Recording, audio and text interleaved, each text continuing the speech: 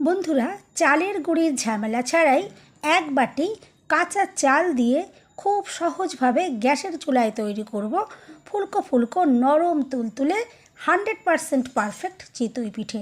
প্রত্যেকটা পিঠে যাতে ফুলকো বানাতে পারেন তারই সহজ টিপস আপনাদের সাথে শেয়ার করব। এই শীতের সকাল সন্ধ্যের টিফিনে ঝোলা গুড়ের সাথে গরম গরম ফুলকো চিতই পিঠে খেতে ভীষণ ভালো লাগে। পিঠে পারফেক্টভাবে বানানোর জন্য সম্পূর্ণ ভিডিও দেখতে থাকুন। রেসিপি ভালো লাগলে লাইক, শেয়ার, কমেন্ট ও সাবস্ক্রাইব করে পাশে থাকবেন। দেখে নেওয়া যাক আজকের রেসিপি।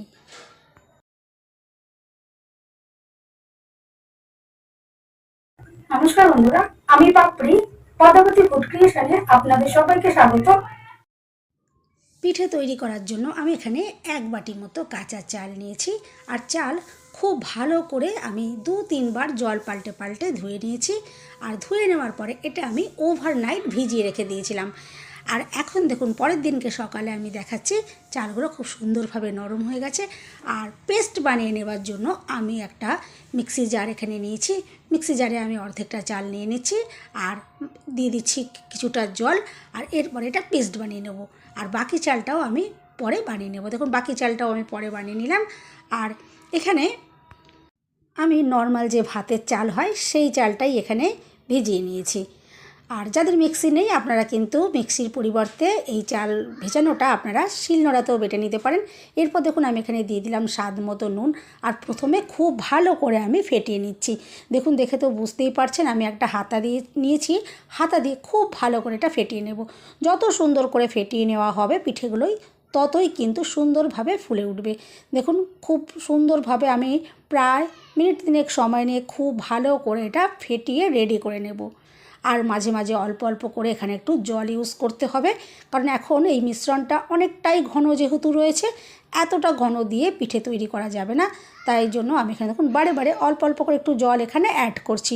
আর একসাথেই জলটা অ্যাড করছি না, বারে বারে অল্প অল্প করে একটু জল দিয়ে দিয়ে একটা ঠিকঠাক এখানে মিশ্রণটা রেডি করতে হবে।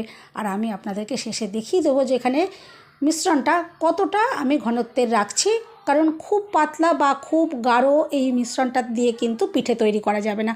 পিঠে পারফেক্টভাবে বানানোর জন্য মিশ্রণটাকে একদম পারফেক্টভাবে রেডি করে নিচ্ছি। দেখুন আস্তে আস্তে মিশ্রণটা সুন্দরভাবে তৈরি হয়ে যাচ্ছে। একটু টাইম নিয়ে এই মিশ্রণটাকে রেডি করে নিতে হবে। দেখুন খুব ভালো করে আমি এটা ফেটিয়ে তৈরি করে নিচ্ছি। আর দেখুন আমি ঘনত্বটা দেখিয়ে দিচ্ছি। আর এভাবে যদি হাতাটায় একটা দাগ কাটা যায় দেখবেন একটা মিডিয়ামভাবে একটা কোটিং হচ্ছে। দেখুন দেখে তো বুঝতেই পারলেন মিডিয়াম ধরনের একটা কোটিং তৈরি হয়েছে। ঠিক এরকমই মিশ্রণটাকে তৈরি করে নিতে হবে। এরপরে দিয়ে দিলাম 1 চামচ বেকিং পাউডার। বেকিং পাউডার দেওয়ার ফলে পিঠে একদম ফুলকো ফুলকো তৈরি হবে। যেহেতু গ্যাসের চুলায় তৈরি করব সেই জন্য বেকিং পাউডার এখানে দিতেই হবে, তবেই পিঠে ফুলকো ফুলকো তৈরি হবে। আপনারা যদি মাটির উনুনে তৈরি করেন তাহলে কিন্তু এই বেকিং পাউডার দেওয়ার কোনো রকমেরই প্রয়োজন হবে না। এমনিতেই মিশ্রণটা যদি খুব ভালো করে ফেটিয়ে নেওয়া হয় তাহলেই কিন্তু একদম ফুলকো ফুলকো চিতই পিঠে তৈরি করা যায়। আমি যেহেতু আজকে গ্যাসের চুলায় আপনাদেরকে দেখাচ্ছি সেই জন্য এখানে অবশ্যই 1 চামচ বেকিং পাউডার দিতেই হবে। দেখুন মিশ্রণ আমি একদম রেডি করে নিয়েছি। এরপরে একটা মাটির যে সরা হয় এটা আমি 15 মিনিট একদম লো ফ্লেমে খুব ভালো করে গরম করে নিয়েছি। আর তারপরে একটু তেল ব্রাশ করে দিয়েছি। তারপরে দেখুন মিশ্রণটা আমি দিয়ে দিলাম 1.5 হাতা মতো। এরপর উপর থেকে চাপা দিয়ে দেখুন একটু জলের ছিটে আমি দিয়ে দিলাম। আর এরপরে এই পিঠে কিন্তু হতে একদমই সময় লাগে না, মাত্র 1.5 থেকে 2 মিনিট ওয়েট করলেই কিন্তু এই পিঠে হয়ে যায়। দেখে তো বুঝতেই পারছেন যে কত সুন্দর ফুলকো একদম তৈরি হয়েছে। গ্যাসের চুলায় দেখুন কত দুর্দান্ত ফুলকো পিঠে তৈরি করা গেল। একটা পিঠে দেখুন আমি রেডি করে নিয়েছি। এরপর ঠিক একইভাবে এই সরাটার ভেতরে আবার একটু তেল ব্রাশ করে আমি আবারও একটা পিঠে দিয়ে দিলাম। আর দেখুন ওপর থেকে জলের ছিটে দিয়ে দিয়েছি এভাবে চাপা দিয়ে দেওয়ার পরে। আর আবারও 1.5 থেকে 2 মিনিট ওয়েট করেছি। দেখুন প্রত্যেকটা পিঠেই কিন্তু এরকম একদম ফুলকো ফুলকো তৈরি হবে আর পিঠেগুলো ভীষণ নরম তুলতুলে তৈরি হবে।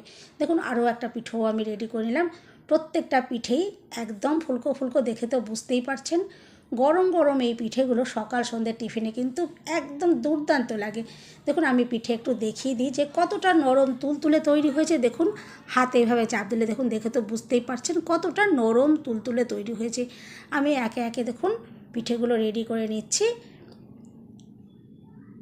দেখুন এরকম এই শীতের সন্ধ্যায় গরম গরম যদি এরকম ধোঁয়া ওঠা পিঠে তৈরি হয়, আর খাওয়ার জন্য কিন্তু সাথে আর কিছুই লাগবে না, জাস্ট একটু ঝোলা গুড় হলেই জমে যাবে। দেখুন আমি পিঠে সব কটা রেডি করে নিয়েছি, আর এরপরে আমি আপনাদেরকে দেখিয়ে দিই যে কতটা সুন্দর নরম নরম, আর প্রত্যেকটা পিঠে দেখে তো বুঝতেই পারছেন যে কতটা নরম তুলতুলে আর ফুলকো ফুলকো তৈরি হয়েছে। বন্ধুরা, রেসিপি ভালো লাগলে একটা লাইক দিতে একদম ভুলবেন না। চ্যানেলটা সাবস্ক্রাইব করে পাশে থাকার অনুরোধ রইল। সবাই সুস্থ থাকবেন, ভালো থাকবেন। দেখা হবে নেক্সট ভিডিওতে। দেখুন আমি পিঠে একটু ভেঙেও দেখিয়ে দিই, আর দেখে তো বুঝতেই পারলেন উল্টো সাইডেও কিন্তু পুড়ে যায়নি, কত সুন্দরভাবে পিঠে তৈরি হয়েছে। আর দেখে তো পিঠেটা ভাঙা দেখে বুঝতেই পারলেন যে কতটা নরম তুলতুলে, আর দেখুন কতটা স্পঞ্জি আর জালিদারও তৈরি হয়েছে। আর কত সুন্দরভাবে দেখুন পিঠেটা আমি ভেঙে আপনাদেরকে দেখিয়ে দিলাম যে কতটা দুর্দান্ত দেখতে লাগছে। এভাবে আপনারা ঘরে নর্মাল যে ভাতের চাল থাকে সেই দিয়ে অবশ্যই একবার এভাবে ট্রাই করে দেখতে পারেন। আশা করছি আজকের রেসিপি আপনাদের ভালো লাগলো। এভাবে গরম গরম পিঠে ঝোলা গুড়ের সাথে কিন্তু দুর্দান্ত লাগবে, বা গরম দুধের সাথেও কিন্তু আপনারা সার্ভ করতে পারেন, অসাধারণ লাগে।